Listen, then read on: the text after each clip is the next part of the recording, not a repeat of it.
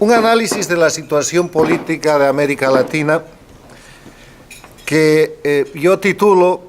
"Las dictaduras resisten pero se caen". A partir de ese título voy a analizar el momento que vive en las Américas en función de aquel paradigma, de aquella tesis que yo he planteado y que lleva el título de uno de mis últimos libros, que se llama Las dos Américas.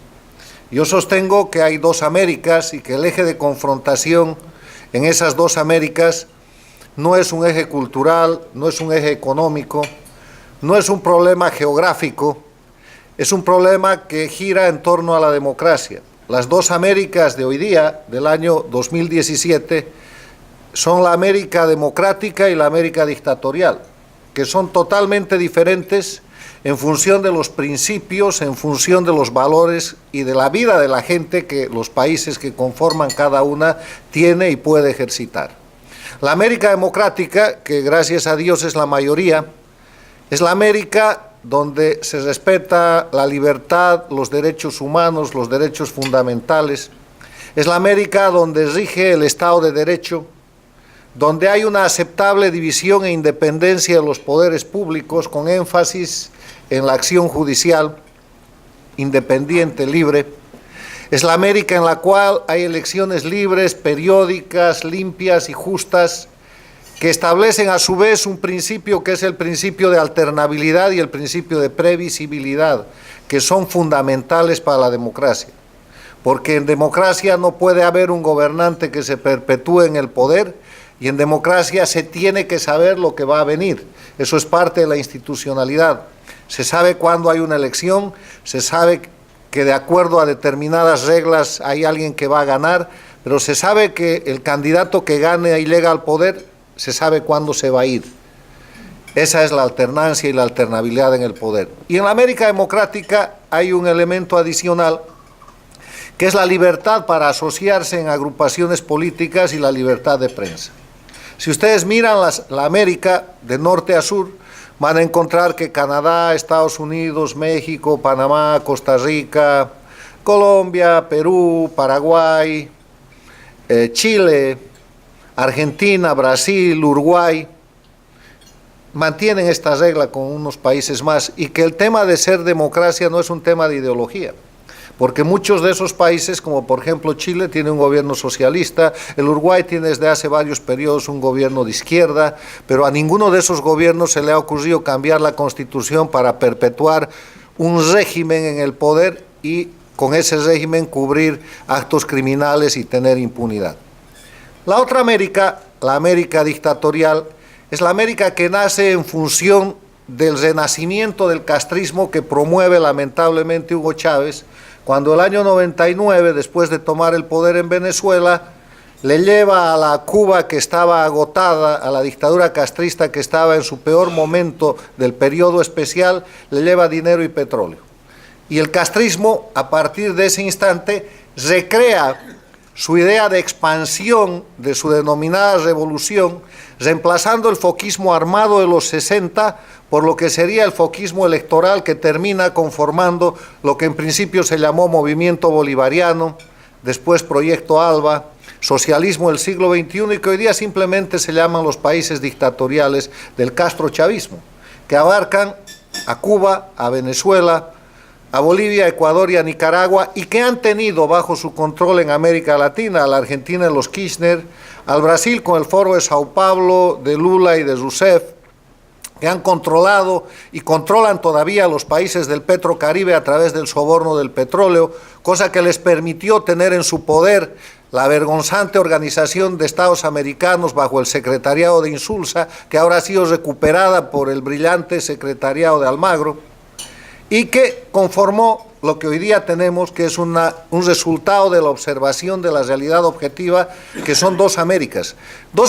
que no pueden coexistir, dos Américas que no pueden estar vigentes al mismo tiempo, porque la América dictatorial amenaza permanentemente a la América democrática a través de actos criminales, a través de procesos de desestabilización, a través de mecanismos que alteran la democracia y a través de la expansión de su proyecto neocastrista, que ahora ha venido a llamarse el castrochavismo, que sostiene estos cinco gobiernos que conforman la América no democrática. La América no democrática, a diferencia de la América democrática, tiene fundamentos en todo lo contrario de la democracia. No se respetan los derechos humanos, hay perseguidos, presos, exiliados políticos. Esta sala, por ejemplo, antes de la llegada de Chávez al poder y de su acuerdo con el castrismo, era una sala de exiliados cubanos. El exilio era en general, en América Latina, un exilio víctima de la dictadura castrista de Cuba y en algún momento víctima de la dictadura o del proceso de las guerrillas en Centroamérica o en la década de los 70 de las dictaduras militares. Pero a fines del siglo pasado el único exilio era el exilio cubano. Hoy día el exilio es el exilio latinoamericano, que está integrado por decenas de miles, si no cientos de miles de venezolanos, por más de 1.200 exiliados bolivianos en todo el mundo, por decenas de exiliados ecuatorianos, porque este sistema de las dictaduras del socialismo del siglo XXI castrochavistas ha generado la violación permanente de los derechos humanos, ha generado la inexistencia del Estado de Derecho en estos países, ha provocado la concentración de todos los poderes en manos del régimen, haciendo del sistema de justicia sobre todo el mecanismo de represión política para perseguir, para humillar y para someter a los opositores o a la gente que simplemente piensa en contrario o que posee o tiene algún bien o patrimonio, medios de comunicación, industrias, propiedades que interesan al régimen o a los nuevos ricos que el régimen ha producido, cosa que ha pasado en Venezuela, en Ecuador, en Bolivia y en todos los países que este grupo afecta. Bueno, esa es la descripción de las dos Américas. A partir de ese marco de referencia, es mi análisis de hoy día, que les reitero, le he puesto el título de que las dictaduras resisten pero se caen. ¿Qué ha pasado de un tiempo a esta parte en esta confrontación entre las dictaduras de las Américas y la democracia de las Américas? Hasta hace 2 años resultaba de mal tono señalar a Venezuela como dictadura. Se mantenía bajo una fachada, bajo una careta de democracia, porque entre otras cosas, a través de la propaganda, el castrochavismo había logrado convencer a América y al mundo de que elecciones son democracia, de que bastaba con votar para que haya democracia. Y costó muchísimo trabajo, costó más de 10 años demostrarle al mundo que las elecciones, sobre todo cuando son con fraude, cuando están preparadas para que gane el candidato oficialista, cuando se persigue a los candidatos de la oposición, cuando hay exiliados políticos que no pueden ser candidatos, esas elecciones están lejos de ser un elemento esencial de la democracia. Pero aunque esas elecciones fueran limpias, que no son, no hay en esos países, en Cuba, Venezuela, Bolivia, Ecuador y Nicaragua, y no ha habido durante los últimos 17 o 18 años la posibilidad de que esas elecciones se realicen en un ambiente de Estado de Derecho, que se realicen en un ámbito de división e independencia de poderes, con control constitucional y jurisdiccional eficaz, y en un ambiente de libre organización de sistema de partidos políticos y organizaciones sociales. Entonces, en este análisis de que las dictaduras resisten pero se caen, lo primero que hay que apuntar es que en los últimos años hay un señalamiento y un reconocimiento claro de que en América Latina hay más de una dictadura, que a la dictadura castrista de Cuba se le ha sumado la dictadura madurista o chavista o castrochavista de Nicolás Maduro en Venezuela. Hoy día ya nadie duda que Venezuela está sometida a un régimen dictatorial. A eso se agrega la sospecha directa y el señalamiento de que en Bolivia, si no se ha instalado y se reconoce, se está instalando una dictadura, un régimen dictatorial de un dictador que sigue las mismas reglas, el líder cocalero Evo Morales, de Cuba y de Venezuela. Y a eso se agrega que ya se ha consolidado, denunciado por la oposición y aceptada por la opinión pública en Nicaragua, un sistema de un régimen elegido disque 4 veces de Ortega y de su esposa, que es ahora vicepresidenta, que es técnicamente una dictadura porque ha liquidado a la oposición y ha falsificado todos los elementos esenciales de la democracia para llegar a esa situación. Primer elemento son dictaduras. Y ahora veamos en el ámbito individual lo que ha venido pasando en los últimos meses con estas dictaduras. Han tenido elementos de crisis y tienen elementos de crisis muy grave que marca su deterioro. Empecemos por Cuba. Cuba, seguramente lo más notorio y lo más importante que afecta a la condición de la dictadura ha sido el descubrimiento, denuncia y evidencia del atentado criminal a través de procedimientos sónicos contra los diplomáticos norteamericanos en la Embajada de los Estados Unidos en La Habana, y la expansión de esa denuncia a diplomáticos canadienses y de otros países. Ese es un acto criminal inadmisible. La respuesta de la dictadura castrista ha sido decir, primero, no sabemos nada, no es posible que eso haya sucedido, no hemos sido nosotros. Y después el canciller de la dictadura pasaba a decir, el responsable de esto es Estados Unidos, en el típico método del crimen castrista de achacar sus crímenes a sus víctimas, que es la metodología que ellos manejan para la información y la desinformación. En condiciones normales, un hecho como el acaecido respecto a los 20 diplomáticos estadounidenses que han sido víctimas de ataques sónicos, en el ámbito del derecho internacional eso es un casus belli, eso es un caso de agresión que puede hasta generar guerra, porque si hay una protección, digamos, extraordinaria, es a los diplomáticos en el estado que recibe, en el estado en que esos diplomáticos están acreditados. Esta situación no solo ha traído consigo una reafirmación de la nueva política exterior de los Estados Unidos del gobierno del presidente Trump con relación a Cuba, que ya había sido marcada hace meses, que ha reiterado que Cuba es un país que no es amigo de los Estados Unidos, que es una dictadura que viola los derechos humanos y que tiene una confrontación directa con los Estados Unidos. Además de eso, trae consigo consecuencias económicas muy importantes que la dictadura cubana va a empezar a sufrir, pero trae también consigo el señalamiento de que la Cuba castrista nunca ha cesado de utilizar mecanismos criminales en contra de sus ciudadanos y que ahora los ha expandido inclusive en contra de diplomáticos protegidos por el derecho internacional y por las inmunidades diplomáticas. Se ve en Cuba en los últimos meses más represión, se ve muchísima más pobreza, mucha más miseria, y la resistencia cubana, la oposición, la disidencia cubana tiene una posibilidad de expresarse un poco más ampliamente en ámbitos que antes se consideraban, si no aliados, tolerantes a la dictadura cubana. Miren ustedes lo que está pasando con España, miren ustedes lo que pasa con el propio Canadá, miren ustedes lo que está pasando en la Unión Europea, que hace unos meses le dio un reconocimiento a la dictadura cubana. Se está operando un retroceso en evidencia de las acciones dictatoriales castristas. Venezuela. En Venezuela todos pensamos que estábamos a punto de que el pueblo venezolano derrote y termine con la dictadura chavista, castrochavista de Nicolás Maduro. Han sucedido algunos hechos que la opinión pública o la crítica o la autocrítica puede considerar derrotas.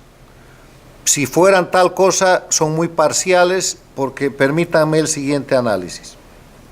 La movilización de casi 5 meses con casi 150 jóvenes o ciudadanos venezolanos asesinados por la dictadura es una cosa que el mundo nunca va a olvidar.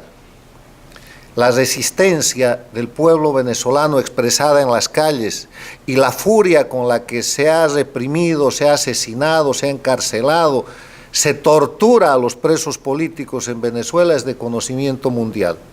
Venezuela está en el mismo nivel de violación de los derechos humanos y de salvajismo, y acusada también en los tribunales de La Haya y en todos los escenarios de protección de los derechos humanos que la Cuba castrista. Eso ha puesto en evidencia además que Venezuela es un país intervenido por la dictadura castrista. Toda la metodología, los mecanismos e inclusive elementos de represión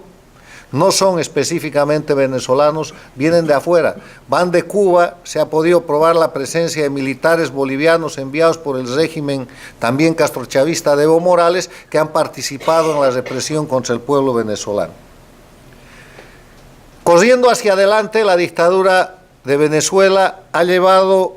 la convocatoria a una constituyente y ha logrado instituir por un sistema absolutamente fascista una constituyente dictatorial, que le ha dado un respiro interno, pero que frente al mundo le ha generado un desconocimiento general. No hay un país democrático en el mundo que haya reconocido esa constituyente dictatorial.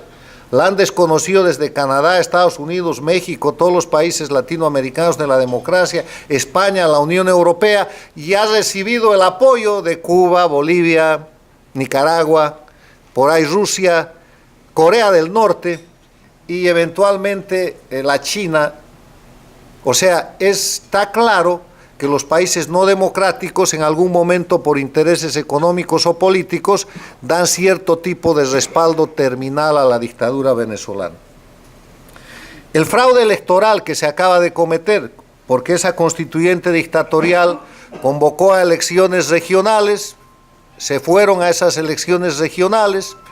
y se ha producido un fraude monstruoso que acaba de producir una reacción internacional que va desde la Organización de Estados Americanos a todos los países que acabo de mencionar. La crisis humanitaria y un hecho histórico que es muy importante. La semana pasada, en la sede de la Organización de Estados Americanos, se ha establecido el Tribunal Supremo de Justicia Legítimo de Venezuela. Puede ser un hecho al que no se le da demasiada importancia, pero eso quiere decir que Venezuela tiene hoy día un gobierno en el exilio, porque el gobierno no es el poder ejecutivo, el gobierno está integrado por los poderes legislativo, ejecutivo, judicial, en el caso venezolano el electoral y el popular más. Y uno de esos poderes, legítimamente constituido, perseguido por la dictadura de Nicolás Maduro, ha logrado sacar íntegramente su personal del territorio controlado por la dictadura y ha logrado establecerse, instalarse en una sede transnacional, en una sede internacionalizada, que es la sede de la Organización de los Estados Americanos en Washington, que es un territorio de todos los estados americanos. Y va a empezar a conocer procesos judiciales cuyos resultados son totalmente válidos y legítimos respecto a lo que es el abuso de poder y la violación de los derechos humanos y las disposiciones constitucionales venezolanas. No es un pequeño detalle, es un detalle muy importante que cambia totalmente el escenario en esta configuración de la dictadura venezolana. Yo sé que hay mucho pesimismo en algunos sectores de Venezuela. El pesimismo ya vino desde que abandonaron las calles, cuando se aceptó que ir a las elecciones con la convocatoria de la Asamblea Constituyente Dictatorial, pero tengo la impresión que además está ratificada por los análisis y por las posiciones de los principales países y de las democracias del mundo, que eso es cavar hacia abajo, que lo que está pasando con la dictadura venezolana es que está dando más señales de ser dictadura, está dando más muestra de abuso, más muestra de violencia, más muestra de violación de derechos humanos, y de esa manera está quedando más sola, más desnuda, aislada, y a lo que se suma una cantidad de presiones absolutamente legítimas y de sanciones impuestas por los principales países del mundo, que en este tiempo, en el siglo XXI, no creo que pueda resistir. No es la década de los 60 donde la dictadura castrista pudo resistir un aislamiento económico. Este es el tiempo de la globalización. Y en tiempos de la globalización, con la deuda que tiene Venezuela, con la corrupción que tiene Venezuela y con la debilidad que tiene el régimen de Nicolás Maduro, unos cuantos mecanismos de presión adicionales de este tipo de sanciones que se están imponiendo, y van a tener que ceder el poder y van a tener que abandonar el poder. Es otro tiempo, y además de eso hay expresiones muy claras de que a más de las sanciones los países están dispuestos a considerar otro tipo de medidas. Bolivia. En Bolivia lo que se vive es la manipulación para la reelección, una vez más, del dictador cocalero. Él quebró la República de Bolivia, suplantó la constitución política, creó su Estado plurinacional, acabó con la República de Bolivia, en una secuela de delitos de falsedad material, falsedad ideológica. Solo para muestra un botón, la Constitución de la República de Bolivia solo admitía y admite la reforma parcial de la Constitución. No había posibilidad de que convoquen a Asamblea Constituyente. Para convocar a la Asamblea Constituyente agarraron una ley de necesidad de la reforma, suplantaron el artículo 232, lo cambiaron totalmente y crearon la Constituyente. Después convocaron una Constituyente al estilo Venezuela,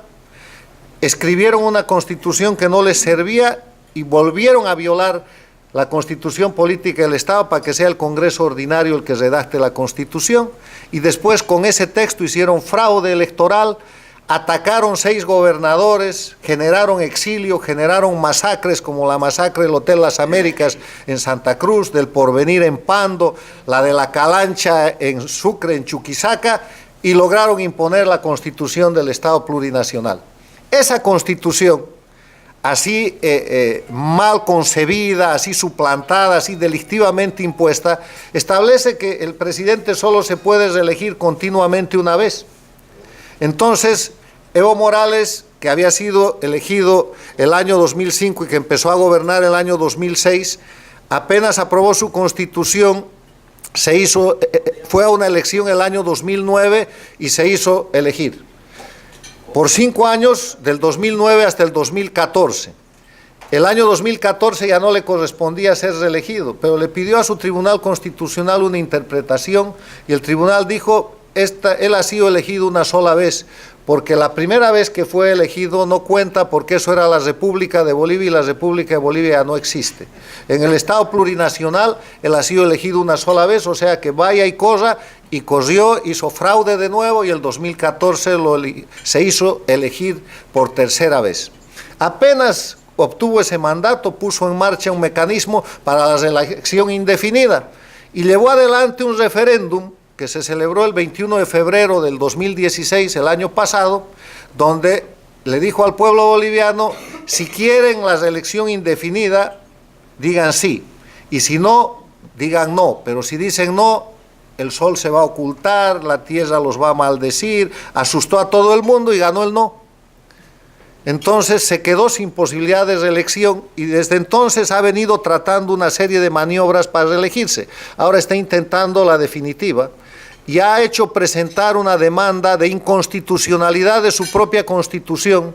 alegando que tiene el derecho humano, artículo 23 del Pacto de San José de Costa Rica, que es la Declaración Interamericana de Derechos Humanos, que tiene el derecho humano de ser elegido las veces que quiera. Argumento que utilizó el 2009 Ortega en Nicaragua y que le funcionó en su Corte Suprema de Nicaragua. Ese recurso ya ha sido admitido por el Tribunal Constitucional Plurinacional, fraguado y manipulado por Evo Morales, y seguramente en las próximas semanas vamos a ver una sentencia que le diga: sí, señor, usted puede reelegirse las veces que quiera. Ese es el proceso delictivo que ahora está sufriendo el pueblo boliviano y que ignora una cosa que dice el Pacto de San José, la Declaración de los Derechos Humanos Interamericana. Así como el artículo 23 establece que toda persona tiene derecho a ser elegida y a ser elector,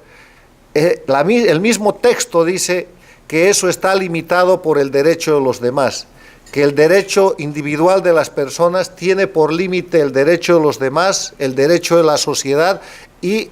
el sistema de la democracia. Esa parte ya no la leen y seguramente van a conseguir un fallo para que el dictador Evo Morales, con careta de democracia, siga simulando ese proceso. Pero hay malas noticias para el dictador Morales. La economía se le está cayendo. Bolivia está en el camino de Venezuela, yo no sé si 12 meses o 18 meses más atrás. Ya está señalada como narcoestado. La economía de la coca y la cocaína es la que sostiene gran parte del famoso boom económico de Evo Morales.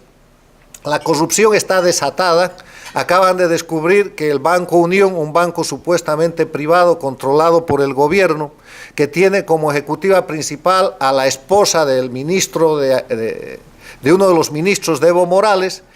hacía préstamos de dinero y después los contratos desaparecían y todo eso era anotado como pérdidas, decenas de millones de dólares de dineros de regalo a los miembros del régimen. O sea que la corrupción, el narcoestado y el señalamiento de la responsabilidad que se aclara cada vez más al golpe de Estado que Evo Morales, Felipe Quispe y otros sujetos protagonizaron criminalmente en octubre del 2003 para derrocar al presidente Sánchez de Lozada, está empezando a acosar a un régimen que se deteriora y que cada día hace más fraude, cada día miente más, pero cada día es más débil. En el Ecuador hay un aire de cambio porque Lenín Moreno se ha peleado con el expresidente Rafael Correa, pero en los hechos las señales que se dan es que todavía no hay ningún cambio. Y uno de los puntos que utilizo para afirmar esto es que un periodista, defensor de los derechos humanos y denunciante de la corrupción, Fernando Villavicencio, que volvió del exilio al Ecuador confiando en que las cosas habían cambiado, acaba de ser engrilletado por la justicia ecuatoriana, que sigue siendo la justicia correísta, que le ha puesto un grillete metálico para que no vuelva a escapar y lo sigue acusando. Nada ha cambiado. Lenín Moreno ha convocado a una consulta popular, es de esperar que cuando esa consulta se produzca algo cambie, pero mientras tanto el Ecuador sigue siendo uno de los regímenes del castrochavismo en América Latina, y otra prueba es que la Cancillería de Lenín Moreno ha apoyado todos y cada uno de los actos de violación de los derechos humanos, actos criminales del régimen de Maduro en Venezuela. Ha reconocido la constituyente dictatorial, acaba de felicitar por las elecciones, están en el mismo paquete y no han dado ninguna señal de cambio. Nicaragua,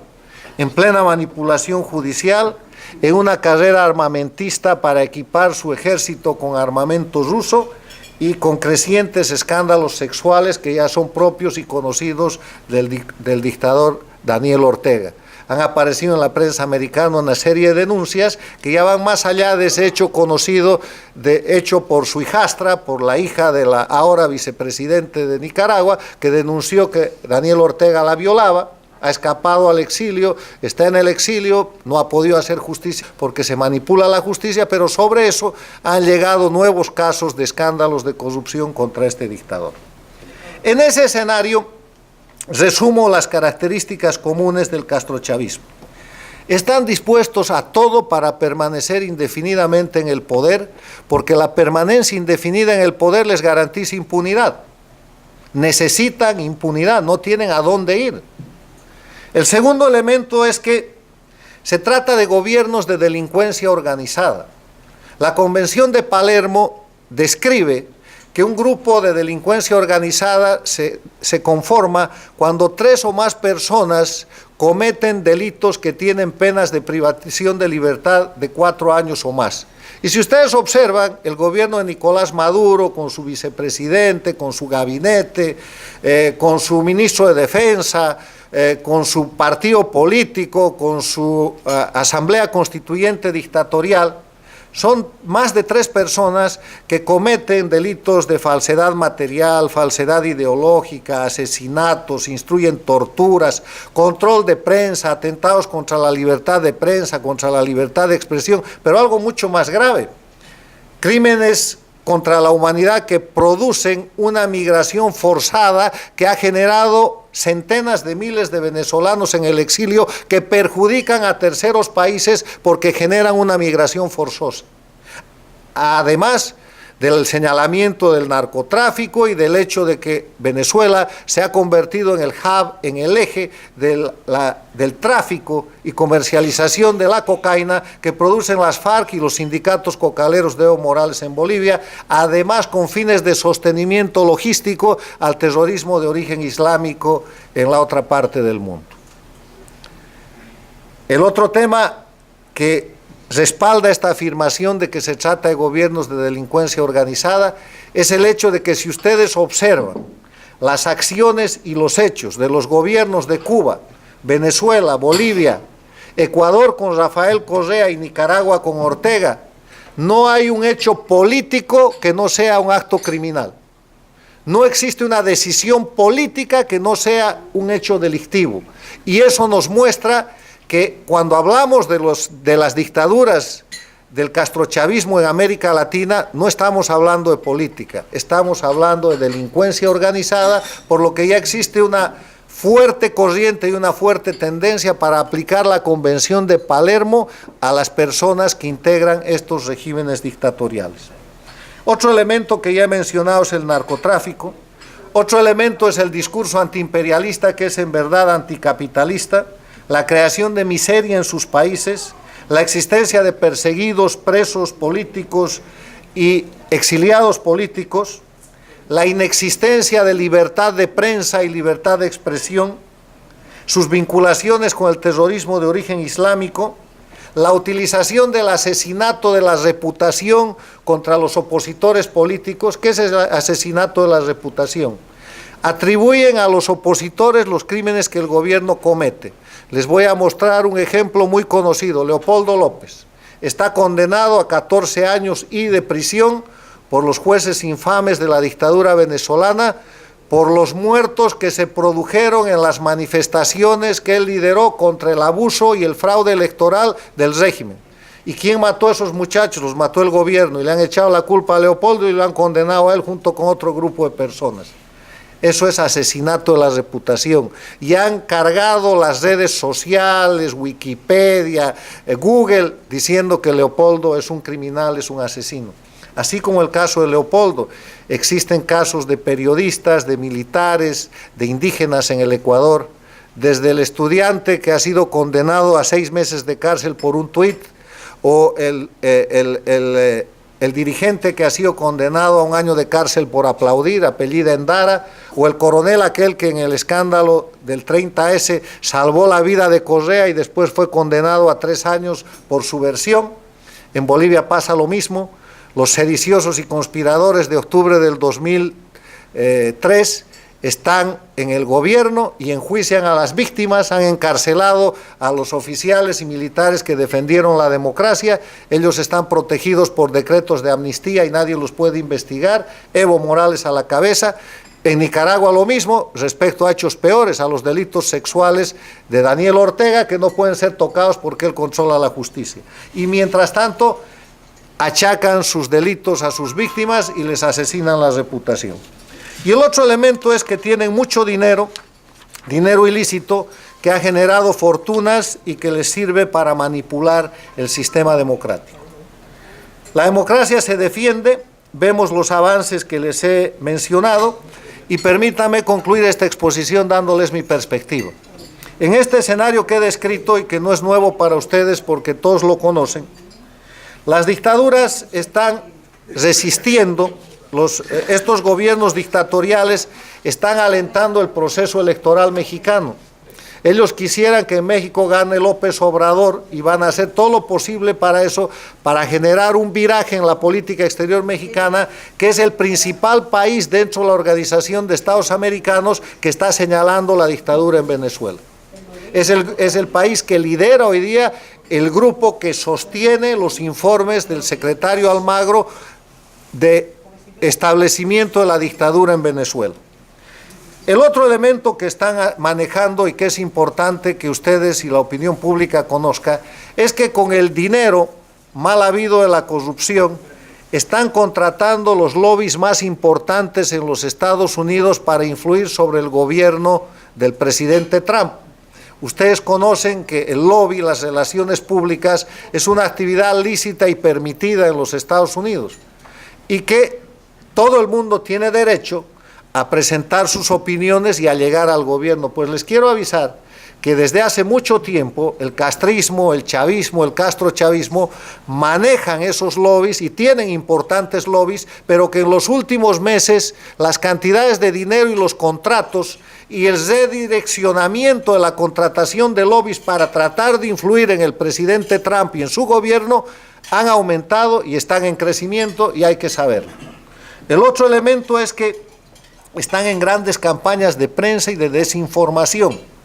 Están tratando de utilizar todos los medios de comunicación que tienen y tratar de mostrar a nivel internacional que las cosas se han normalizado en Venezuela, que son democráticas en Bolivia, que en el Ecuador han cambiado y que en Nicaragua simplemente no pasa nada, mientras que Cuba está en un proceso ya de una democracia de un solo partido como ellos se han definido. Cuba ha tenido la osadía de definirse a sí misma como una democracia unipartidista. Y el otro tema es que, paralelo a aquello, manejan procesos importantes de desestabilización que están en plena vigencia respecto a los gobiernos de Brasil, de la Argentina. Miren a la Kirchner haciendo campaña en la Argentina, procesos de desestabilización en Chile, procesos de desestabilización en el Perú y en el mismo Estados Unidos. Mi conclusión es que pese a esos problemas, pese a esas amenazas que existen en el medio interamericano, las dictaduras no han dejado de perder, Maduro no ha dejado de perder en los últimos meses, Castro no ha dejado de perder, Evo Morales no ha dejado de perder, Correa ha perdido y veremos qué hace Lenín Moreno, y Ortega tampoco ha dejado de perder. Por eso yo les digo, la lucha es intensa, con todas las vicisitudes y con todos los contratiempos que se pueden tener. Yo afirmo que la democracia va a derrotar a las dictaduras y que al final de esta década, que falta muy poco, 2 o 3 años, espero tengamos una sola América que sea toda democrática. Muchas gracias.